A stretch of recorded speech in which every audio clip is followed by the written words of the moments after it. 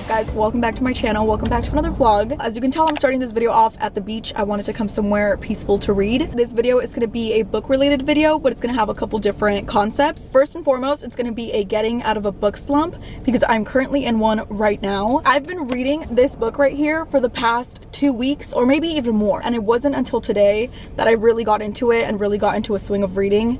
And I'm almost done with it, so hopefully I can finish it right now. Maybe I'm being a little dramatic, but every time I'm not like absolutely obsessed with what I'm reading and I'm not like living and dying for my book, I consider that a book slump. So it's going to be a reading vlog, and I'm also throwing in a little challenge for myself. I'm going to be doing the swapping my screen time for reading. I haven't even looked at my screen time. I don't want to do it because I know it's going to be embarrassing, but hopefully by devoting that much time to reading, I can get myself out of this reading slump. It is 6 hours and 50 minutes. So we're going to set a 7-hour timer, and that is how long I'm going to be reading, maybe even more in this video. I feel like 7 hours isn't that long, so I'm going to be stopping this timer every single time I'm not reading. Right now I'm currently on page 430, and if I'm being super honest, like 100 pages ago I was so ready to talk so badly about this book, but right now I'm at a point in the book that I'm really enjoying. This book is so incredibly long, and it is like a rom-com story. It is like a little romance situation, and I feel like a romance book or a little rom-com like this should not be this long. Like, there are so many parts in this book that I'm just like, I don't need this. Like, I don't need to know this. But who knows, maybe this little part right here will tie it all together and make it worth the 600 pages.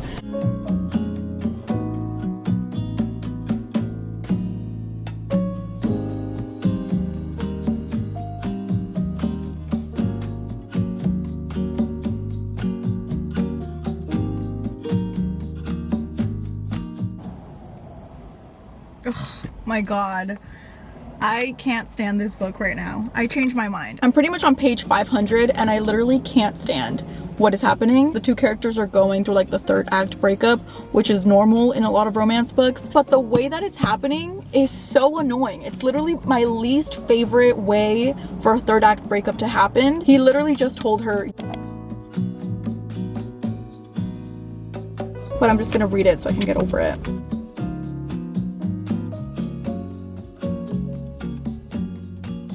It just got to a really sad part and now I want to cry. Okay, I have exactly 78 pages left. I'm at a part that isn't annoying me, so I'm going to stop there. I'm also going to stop the timer. Hopefully I can finish this book and start a new one tonight. But anyways, let's drive back home.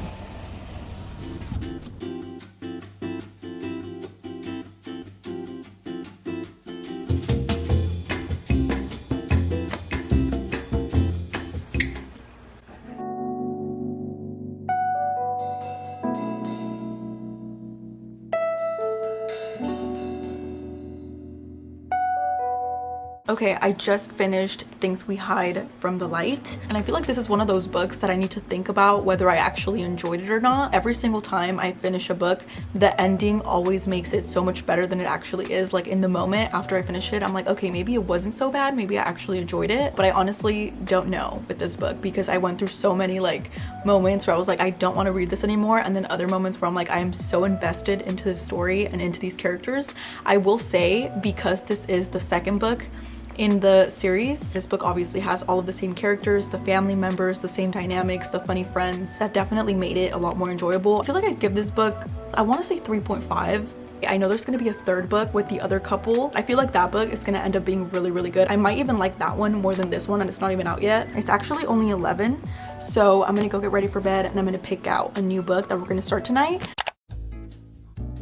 Okay guys, so this portion of the video is kindly sponsored by Baker Publishing, so thank you so much to them. I'm actually sharing with you guys one of their upcoming books that they're promoting right now, and that is a book called Her Heart's Desire, written by Shelley Shepherd Gray. They know I'm a huge fan of literally anything romance, so they sent it over for me to read. This book basically covered the story of Mary Margaret, and at the beginning of this story, she's kind of going through a time in her life where she's looking for an escape. So with some money that she's gathered, she decides to go on a vacation to Florida. The conflict of this book basically starts where this girl that actually used to bully Mary ends up at the same bed and breakfast that Mary is going to be staying in. And keep in mind, Mary literally goes there to try to go on this vacation and have this little like escape that she's looking for. Some male characters do come into the story, so it gives it a nice little bit of romance. But I honestly thought this book and this story is really about getting through those hard moments in life and forgiving people for things you literally never thought you'd be able to forgive. I really like that this book really didn't sugarcoat anything, so you really got to see the flaws of each character, which made it believable and even relatable at times. But if this sounds like something you'd be interested in reading, for a limited amount of time, you guys can click the link down below and get 30% off and free US shipping. The link will take you to Get Her Heart's Desire at Baker Publishing's bookstore, which is Baker Bookhouse. Thank you to them, and let's get back to the video.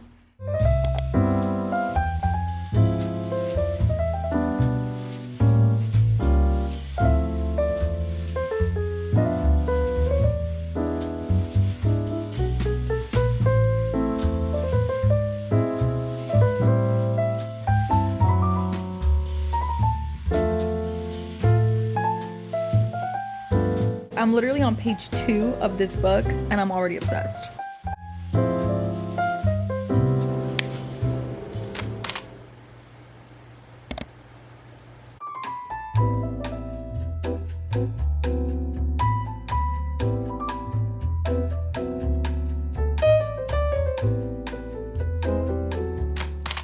Okay guys, it's the next day, it's Thursday. If you guys saw my last vlog, then you might have seen that I went to a little free library. They're just like these little mailbox looking things that people actually put outside of their house. I didn't know this. I thought it was like an organization or something that just went around putting these like little free libraries, but I guess people build them and then it becomes like an official little free library thing where people can go and like pick up a book, take a book, return a book, whatever. But I discovered that there's maps for this, so you guys can even look this up and find little free libraries around your area. So I'm right next to a little free library situation, and it's so cute because they built it to look like a London telephone booth. It's literally the cutest thing ever. So I brought a book to donate. I'm going to be donating this one right here, Good Girl Complex. Hopefully whoever gets it from this little free library enjoys it more than I did. Also, I'm right in front of a park, so I think I'm just going to go sit down at this park and read the book that I'm reading. I started Park Avenue Summer last night. I'm literally on page 50, I think it is, and I'm so obsessed with this book. Like, my reading slump, my book slump is officially gone. Okay, let's go donate Good Girl Complex.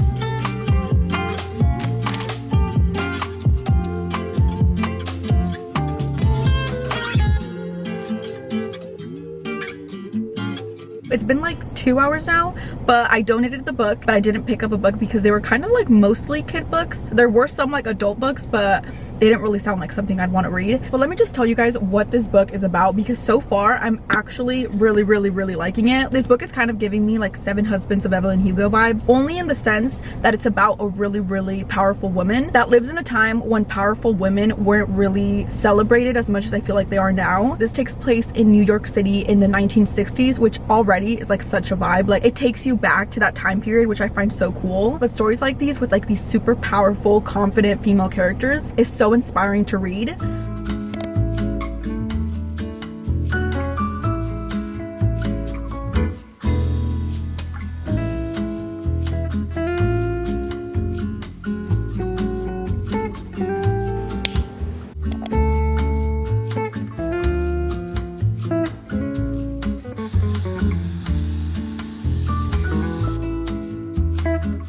You guys are about to go with me into my hair appointment right now. I'm getting a Brazilian blowout. I've never gotten one before, but I'm doing a partial Brazilian blowout. These hairs right here just have a mind of their own, and it's about time that I tame them. So we're doing a Brazilian blowout, which basically like smooths your hair, gets rid of the frizz, and we're doing that on like the top of my hair.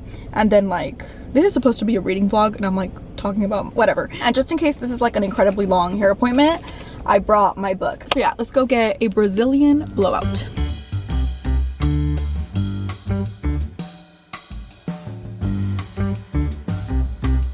That was literally the quickest hair appointment of my entire life. My hair is looking pin straight. So every time I shower, these front pieces and the pieces up here will not be incredibly frizzy and annoying. Because these front pieces right here were literally becoming the bane of my existence.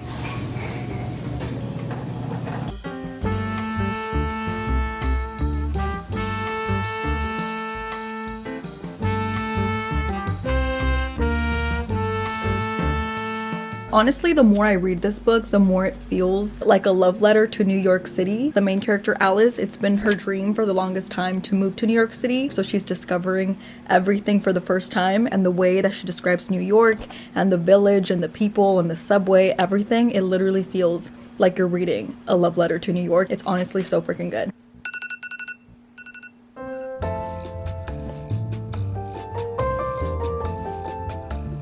I'm a chapter away from finishing this book and I don't know where it's going, like what's happening.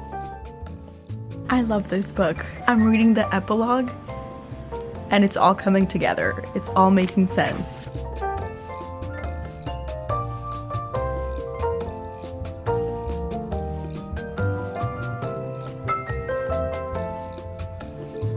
I just finished Park Avenue Summer, but I honestly feel like this is a 5-star read. Like, I enjoyed this book so freaking much. But like I said earlier, this entire book, like this whole story, the whole way through, feels like a love letter to New York City. It just had such a good vibe to it. Like, it literally makes you want to be in this book. The main character in this book is Alice, so this entire book is in her point of view. She's a 21-year-old girl from Ohio, and the way that the author describes New York from Alice's point of view of like, it's such a culture shock because obviously she's from the Midwest. It's in the 60s, so not a lot of girls her age were just moving on their own and living on their own. It also wasn't until the very end when I was reading the author's notes that I discovered that this book is a historical fiction book. So Alice becomes a personal assistant to Helen Gurley Brown, and I thought she was like a fictional character, but Helen Gurley Brown is actually a very real, very iconic person. She became the editor-in-chief of Cosmopolitan magazine in 1965, I think it was. And honestly, I feel like when we think of Cosmo magazine now, we think of like those super like outrageous,